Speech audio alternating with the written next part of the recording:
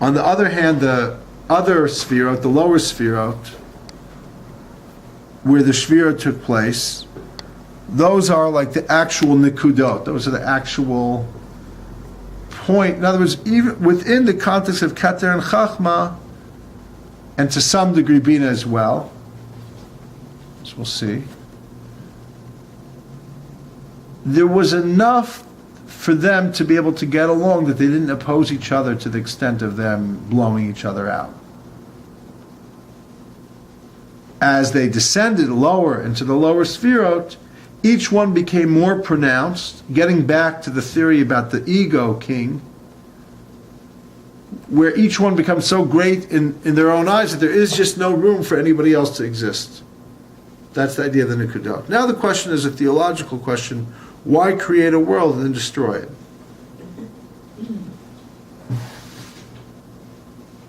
And this gets to the heart of Judaism. One of the questions that people today have, it's a very serious question. Why Judaism? Especially since Christianity can lay claim to a much more benevolent God. It seems like he's, what? You don't have to do much. You don't have to work that hard. I mean, I could create a religion that had a nicer God than anybody who just reads the Torah would come across that. So that's a serious challenge. That's a serious challenge that people have had. Why can't we just have a nicer God? The answer is the world of Nikudim. The question is why, and here, there's another question that challenges Jews, Christians, Muslims, atheists alike, which is why? Why is my life so hard? People are asking all the time, why is my life so hard?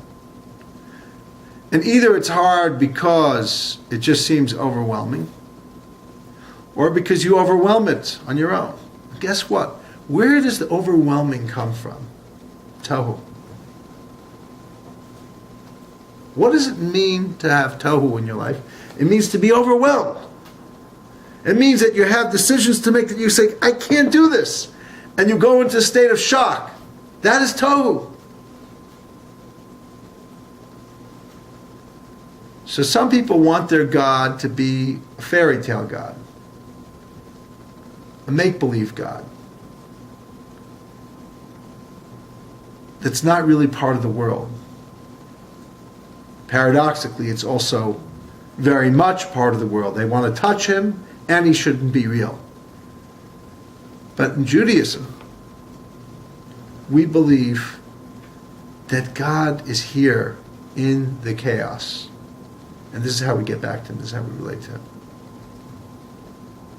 So why did this happen? It's not because he's a capricious, mean-spirited God. No. This is where we get into the Ramchal, so that we can be godlike. What does it mean to be godlike? It means to be able to choose. To be able to choose means there has to be an element where it's not all like, oh, I know how I'm going to do everything in my life. You can know how you're going to do everything in your life until life actually happens.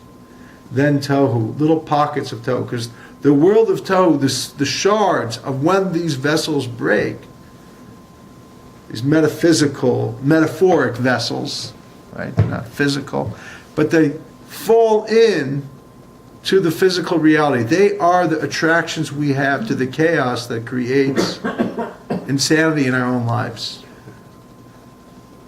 or it takes us off the course of what we would have liked to have done in theory. That's Bechira? Exactly.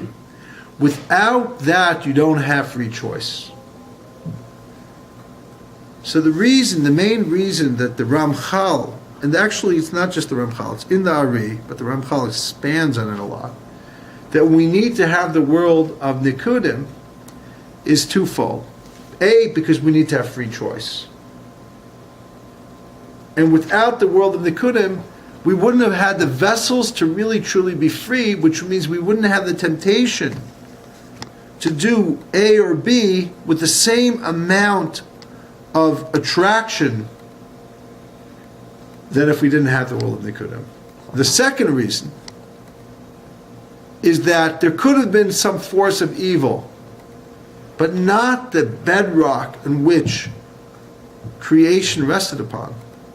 Could have been like two forces. There are other religions that believe in a God of good and a God of bad.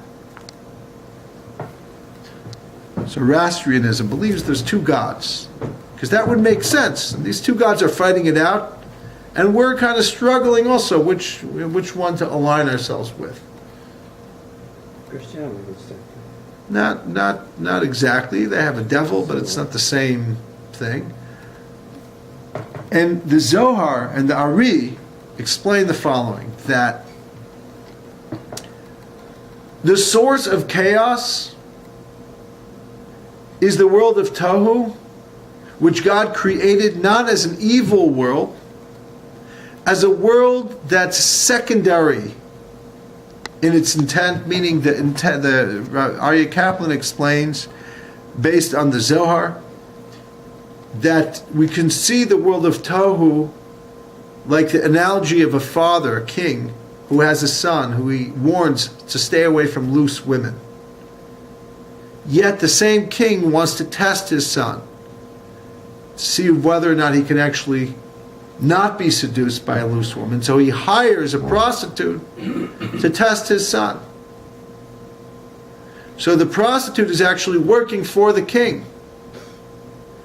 But the king doesn't want the prostitute to succeed.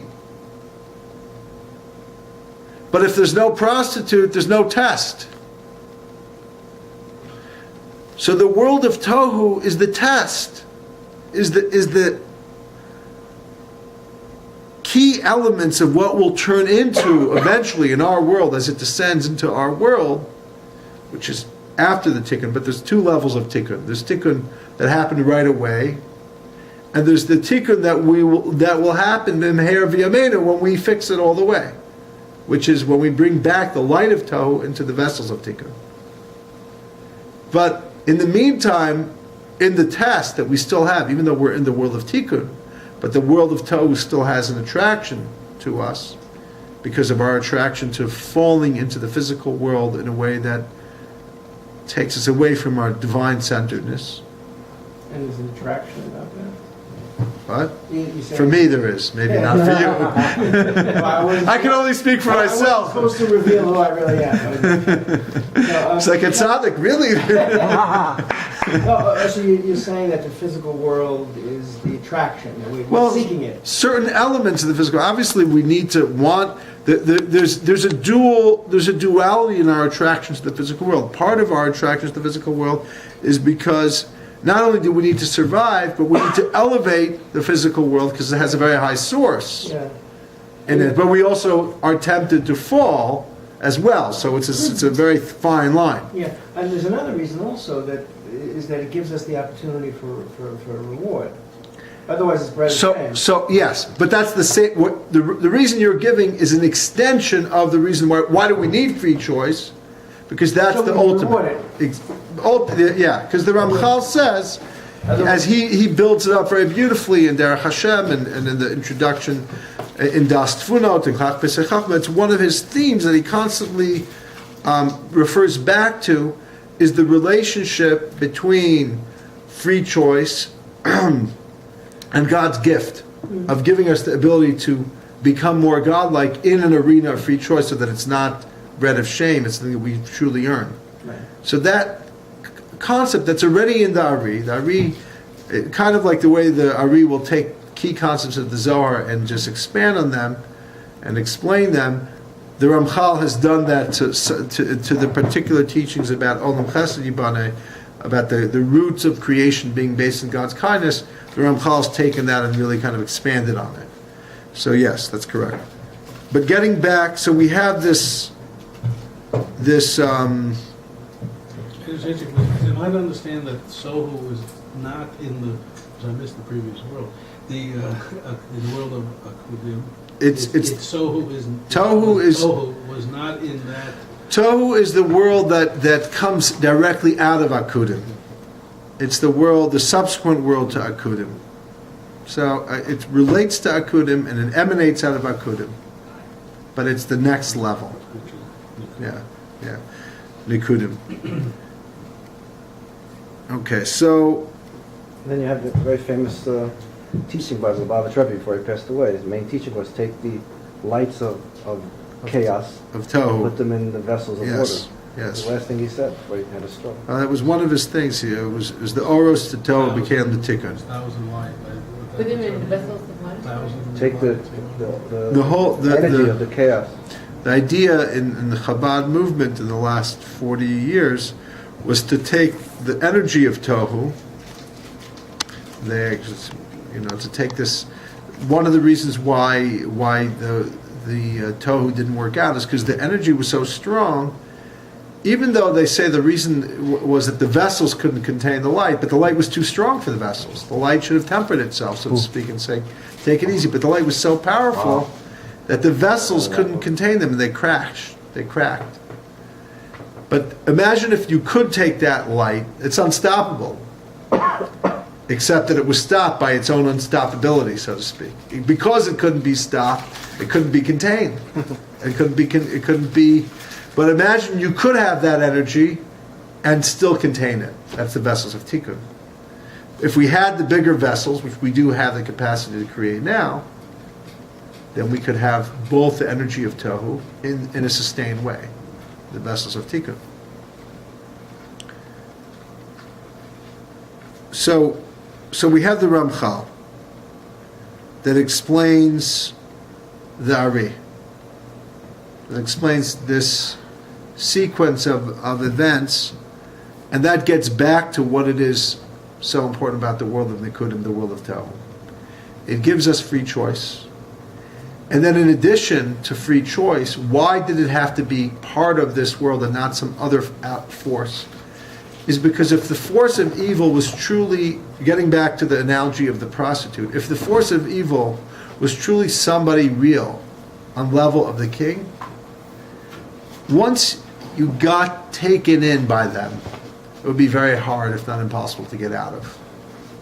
If the force of evil is ultimately hired by the king, meaning if that which led to evil, which is coming out of the shattered, broken shards of the world of Tohu, is part of the plan all along, the king hired it, even though it's secondary, meaning it's to get to free choice, it's to get to the ultimate good, which is us to be more godlike on our own, to deserve it.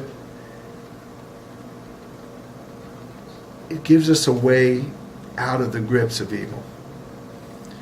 Because the roots of evil are not truly evil.